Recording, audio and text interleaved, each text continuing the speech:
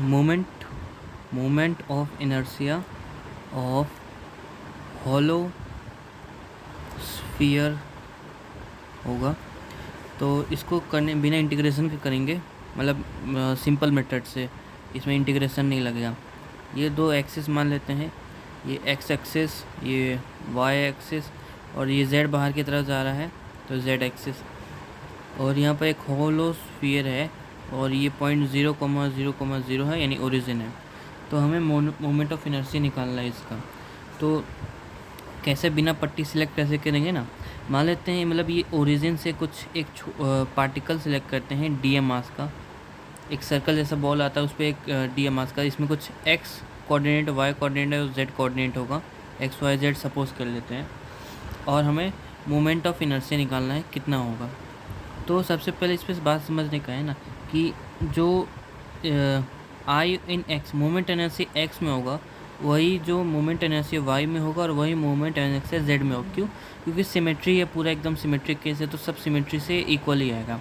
तो इसको डिफ्रेंशिएट कर देते हैं, किसी के रेस्पेक्ट में करेंगे वो नीचे से कट ही जाएगा। D I X is equal D Y Y is equal to D I Z.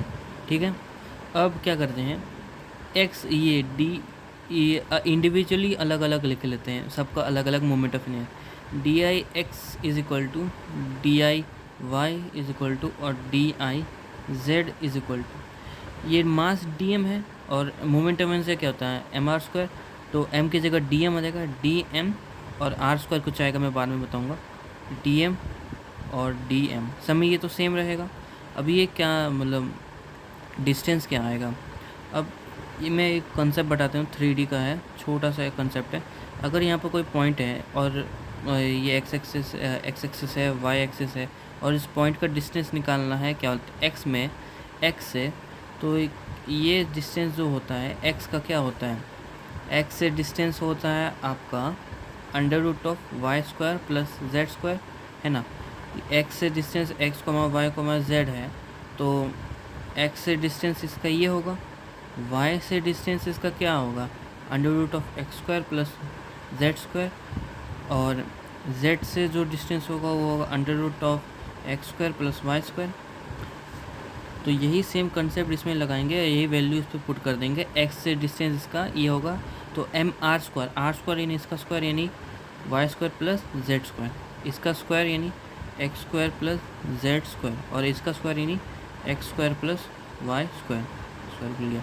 अब तीनों को ऐड कर देंगे, तो D I X plus D I Y plus D I Z is equal to D M, सब में से common आ जाएगा।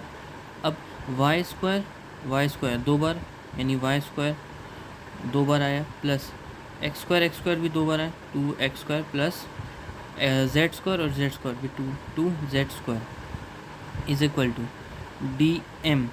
अभी ये 2 कॉमन आएगा, तो X square plus Y square plus Z square. अब तीनों ये इक्वल थे, तो मैं मान लेता हूँ इसका कोई डी आई वैल्यू है, तो तीनों इक्वल है, तो ये 3 टाइम्स ऑफ डी आई आ गया, ये भी डी आई, ये भी डी आई, तो 3 डी आई हो गया, और ये आ गया। अभी इसका वैल्यू कैसे निकालेंगे, ये देखिए, ये इसको मान लेते हैं आर, ये डिस्टेंस, ये वेक्टर मान लेते हैं इसको, ये वेक्टर मान लेते हैं आर वेक्टर क्या आएगा, एक्स आई कैप में है प्लस वाई जे कैप में है प्लस जेड के कैप में है, और मैग्नीट्यूड ऑफ आर क्या आएगा, under root of X square plus Y square plus Z square, यानी आर स्क्वायर क्या आएगा, X square plus Y square plus Z square, यानी ये जो डिस्टेंस होगा ये आर स्क्वायर के बराबर होगा। तो D I is equal to 2/3 D M R square. अभी छोटा सा बेसिक इंटीग्रेशन है, डी आई, तो ये आई हो जाएगा, और डी एम एम हो जाएगा, 2/3 एम आर स्क्वायर। ये आर जो रेडियस है, तो ये हो गया आपका moment of inertia of hollow sphere, बिना क्या बोलते हैं वो पट्टी सिलेक्ट किए हुए।